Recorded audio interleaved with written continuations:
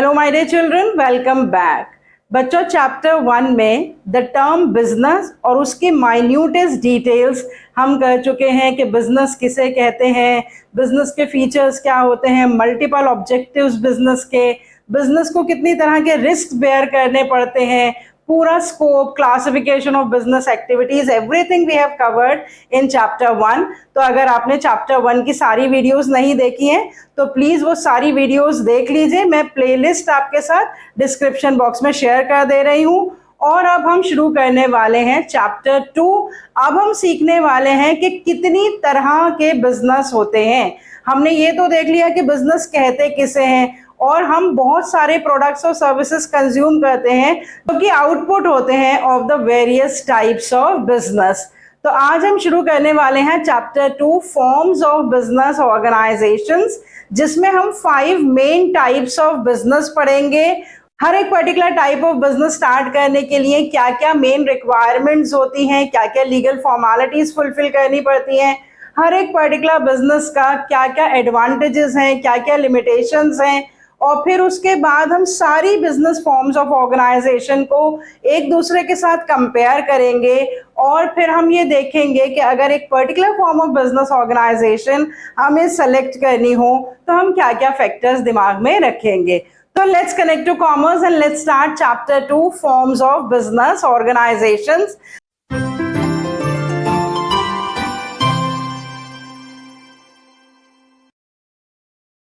सबसे पहले, जैसा मैं हमेशा आपके साथ शेयर करती हूँ, cbse.nic.in पर जो सिलेबस दे रखा है करिकुलम में, उसमें क्या क्या टॉपिक्स हमें चैप्टर में कवर अप करने हैं वो सबसे पहले आप अपने पास नोट कर लिया कीजिए, स्क्रीनशॉट ले लीजिए सारे टॉपिक्स जो हमें कवर अप करने हैं, ताकि कोई भी टॉपिक मिस ना हो। देखो, मैंने अभी आपको बताया कि बेसिकली तो हमें 5 फॉर्म्स ऑफ बिजनेस ऑर्गेनाइजेशंस करनी है, लेकिन हर एक फॉर्म से रिलेटेड कुछ सब टॉपिक्स हैं, तो उसी सब टॉपिक्स के हिसाब से मैंने यहाँ पर नंबरिंग कर दी है। सबसे पहली फॉर्म ऑफ बिजनेस ऑर्गेनाइजेशन है सोल प्रोप्राइटरशिप। उसके हमें फीचर्स करने हैं, मेरिट्स करनी है और लिमिटेशंस करनी है, इसीलिए मैंने वहां पर लिख दिया 3 टॉपिक्स हैं सोल प्रोप्राइटरशिप से रिलेटेड। उसके बाद सेकेंड फॉर्म है पार्टनरशिप। पार्टनरशिप से रिलेटेड भी हमें फीचर्स करने हैं, merits, limitations and types of partnership, registration of partnership firm, partnership deed and types of partners। तो टोटल मेन 7 टॉपिक्स हैं पार्टनरशिप से रिलेटेड जो हमें करने हैं। उसके बाद third type of business organisation HUF, Hindu undivided family business. इसके हमें सिर्फ फीचर्स करने हैं, इसीलिए मैंने इसका टॉपिक लिखा है 1। उसके बाद fourth form of business organisation है कोऑपरेटिव सोसाइटीज, जिसके हमें फीचर्स करने हैं, merits, limitations and types of cooperative societies. तो ये टोटल टॉपिक हो गए 4। उसके बाद company form of business organisation में features, merits, limitations, types of companies and distinguish between private and public company. तो ये टोटल टॉपिक हो गए 5। और इसमें भी बच्चों सब टॉपिक्स हैं, जैसे टाइप्स ऑफ कंपनीज हैं, उसमें हमें 3 टाइप्स करनी है। तो अगर सब टॉपिक्स के भी सब टॉपिक्स करेंगे तो बहुत सारे टॉपिक्स हो जाएंगे, पर मैंने यहाँ पे नंबरिंग करी है मेन टॉपिक्स के हिसाब से। उसके बाद फॉर्मेशन ऑफ अ कंपनी हमें इसी चैप्टर में कवर अप करनी है, जिसमें स्टेजेस करनी है हमें in the formation of a company, और डॉक्यूमेंट्स जो यूज होते हैं फॉर्मेशन ऑफ अ कंपनी के। तो ये मेन 2 टॉपिक्स हैं, स्टेजेस 4 हैं, डॉक्यूमेंट्स 3 हैं, तो टोटल ये 7 सब टॉपिक्स हो जाएंगे। लेकिन मैंने यहाँ पे नंबरिंग में 2 ही लिखा है, क्योंकि ये 2 मेन टॉपिक्स हैं फॉर्मेशन ऑफ अ कंपनी से रिलेटेड। उसके बाद distinction between various forms of business organisations. जब हम सारी forms of business organisations cover up कर लेंगे तो ये कंपैरिजन हमारे लिए बहुत ही आसान हो जाएगा। और अगर एक केस स्टडी आती है different forms of business organisation पे, तो इस कंपैरिजन से हम आंसर कर पाएंगे। Last but not the least is factors affecting the choice of suitable form of business organisation. ये भी एक ही टॉपिक है कि कौन कौन से फैक्टर्स ध्यान में रखने पड़ेंगे अगर एक particular form of business organisation को हमें चूज करना है। तो यहाँ पर मेन टॉपिक्स के हिसाब से टोटल इस चैप्टर में 24 टॉपिक्स हैं, और सारे ही टॉपिक्स इंपॉर्टेंट हैं। हम ये नहीं कह सकते कि सोल प्रोप्राइटरशिप ज्यादा इंपॉर्टेंट है या पार्टनरशिप ज्यादा इंपॉर्टेंट है। हर एक फॉर्म ऑफ बिजनेस ऑर्गेनाइजेशन से रिलेटेड जो भी इंपॉर्टेंट टर्म्स, उसके फीचर्स, मेरिट्स, लिमिटेशंस किसी पर भी आपसे क्वेश्चन पूछा जा सकता है और किसी भी टाइपोलॉजी का क्वेश्चन पूछा जा सकता है, subjective question, MCQs, case studies. तो इसीलिए हर टॉपिक को हम बहुत ध्यान से समझेंगे, क्योंकि मैं आपसे बार बार कहती हूँ कि एक बार ये समझ में आ जाएगा कोई भी टॉपिक आपको, तो क्वेश्चन आंसर्स करने आपके लिए मुश्किल नहीं होंगे। सबसे पहले आप ये देखिए कि जो फॉर्म्स ऑफ बिजनेस ऑर्गेनाइजेशंस हम करेंगे, टोटल वो 5 फॉर्म्स ऑफ बिजनेस ऑर्गेनाइजेशंस हैं, जिसको मैंने 2 कैटेगरीज में डिवाइड कर दिया है, नॉन कॉर्पोरेट एंड कॉर्पोरेट। इसका मीनिंग आप बिल्कुल शुरू में ही समझ लेंगे, ताकि हर एक फॉर्म ऑफ बिजनेस ऑर्गेनाइजेशन का आपको बेसिक नेचर पता चल जाए। नॉन कॉर्पोरेट का मतलब होता है बच्चों, where the registration is not compulsory. Business organisations जहां पे रजिस्ट्रेशन कंपल्सरी नहीं होता है वो कहलाती हैं non corporate type of business organisations, और उनकी कोई सेपरेट लीगल एंटिटी भी नहीं होती है। Do not have a separate legal entity, मतलब बिजनेस और बिजनेस के मेंबर्स सेम माने जाते हैं in the eyes of the law. तो कौन सी 3 non corporate form of business organisations है? Number 1 sole tradership, number 2 partnership and number 3 Hindu undivided family business. और सोल ट्रेडरशिप के लिए कोई पर्टिकुलर एक्ट नहीं है जो उसको गवर्न करता हो, लेकिन पार्टनरशिप और एचयूएफ के लिए पर्टिकुलर एक्ट्स हैं। ये एक्ट्स बने तो बहुत पहले थे, लेकिन यहाँ पे मैंने इनके ईयर अमेंडमेंट्स के हिसाब से लिखे हैं, क्योंकि अब प्रेजेंटली यही एक्ट्स फॉलो किए जाते हैं जो अमेंडेड एक्ट्स हैं।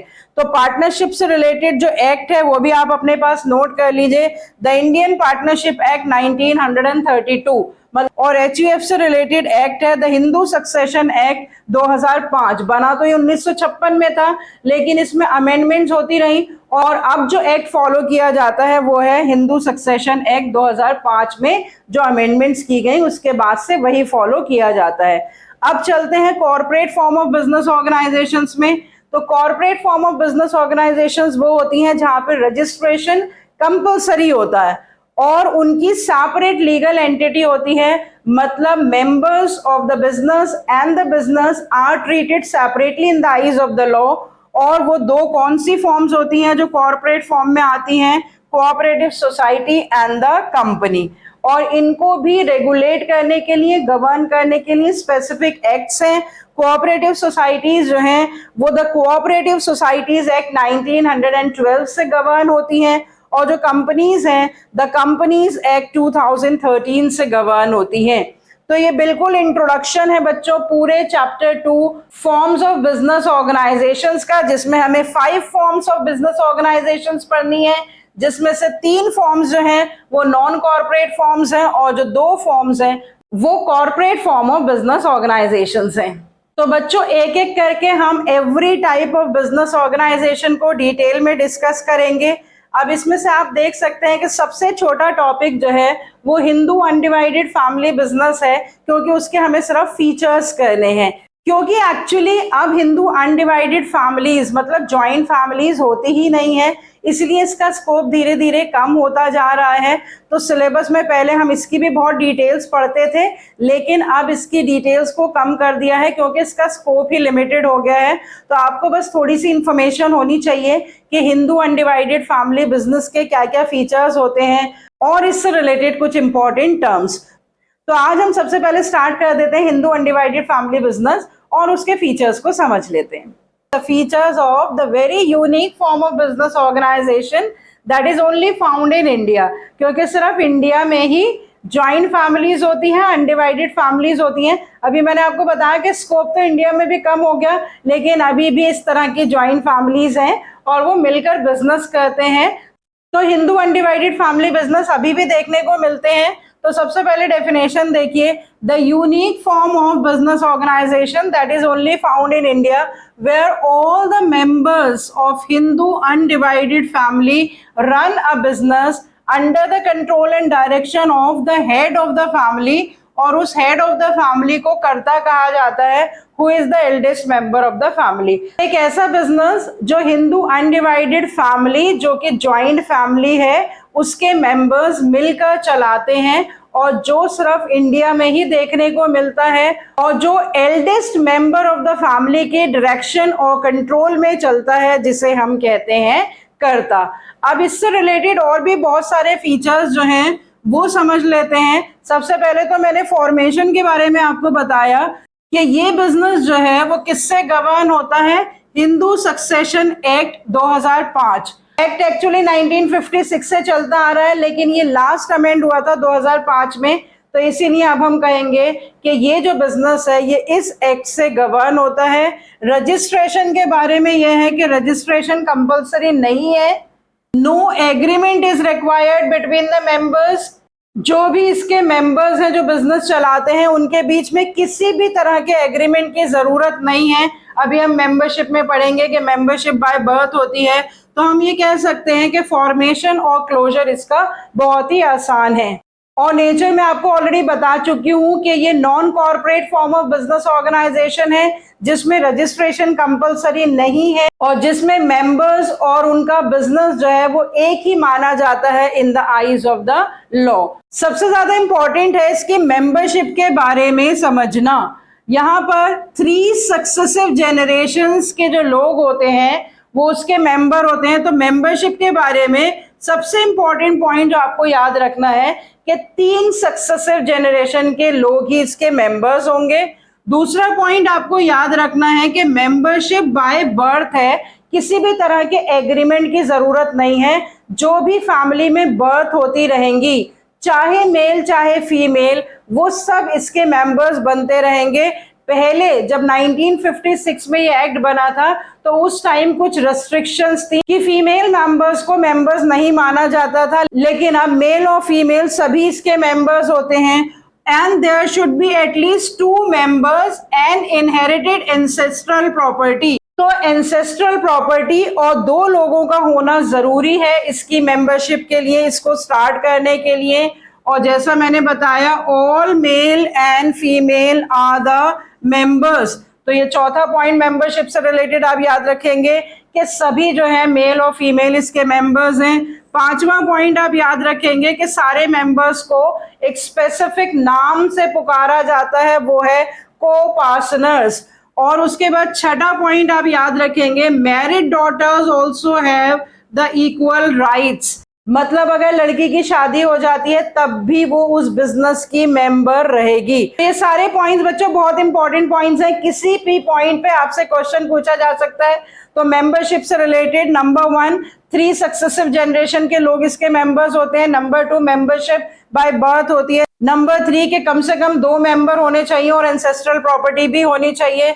नंबर 4, सारे मेल एंड फीमेल मेंबर्स होंगे। नंबर 5, उन मेंबर्स को को-पार्टनर्स कहा जाता है। नंबर 6 के मैरिड डॉटर्स भी हमेशा ही मेंबर रहती हैं शादी के बाद भी। और यहीं पर आप एक 7वां पॉइंट और ऐड कर सकते हैं कि माइनर जो 18 साल से कम का है, अभी हम पार्टनरशिप में देखेंगे कि बिलो 18 ईयर्स ऑफ एज जो है कोई भी particular person partnership business start नहीं कर सकता है।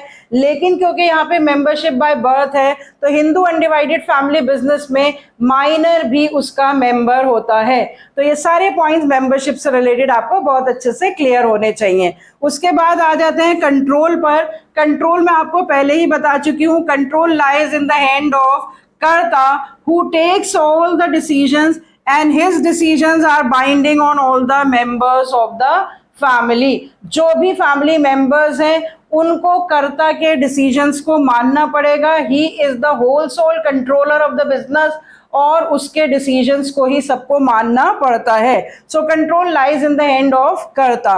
उसके बाद बात करते हैं लायबिलिटी की। लायबिलिटी एक बहुत ही इंपॉर्टेंट फीचर हम देखेंगे हर फॉर्म ऑफ बिजनेस ऑर्गेनाइजेशन में। तो यहाँ पर कर्ता की जो लायबिलिटी है वो अनलिमिटेड होती है। अनलिमिटेड लायबिलिटी का मतलब क्या होता है कि पर्सनल प्रॉपर्टी भी यूज की जा सकती है to pay the losses and debts of the business.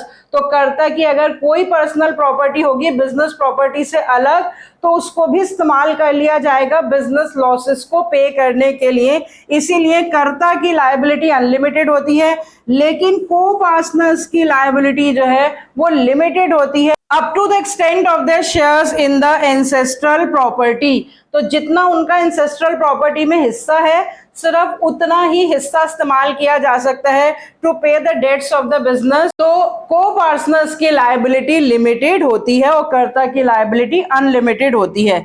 Last but not the least is continuity, तो बिजनेस जो है वो गोज ऑन फॉर एवर रहता है even after the death of कर्ता, क्योंकि 3 सक्सेसिव जनरेशन मिलकर बिजनेस चला रही हैं, तो जो नेक्स्ट एल्डेस्ट मेंबर होता है वो ऑटोमेटिकली कर्ता बन जाता है। लेकिन however business can be dissolve with the mutual consent of all the members, अगर मेंबर्स चाहें तो मिलकर उस बिजनेस को खत्म कर सकते हैं, अदरवाइज जो है बिजनेस कंटिन्यू रहता है after the death of the eldest member of the family, that is the कर्ता।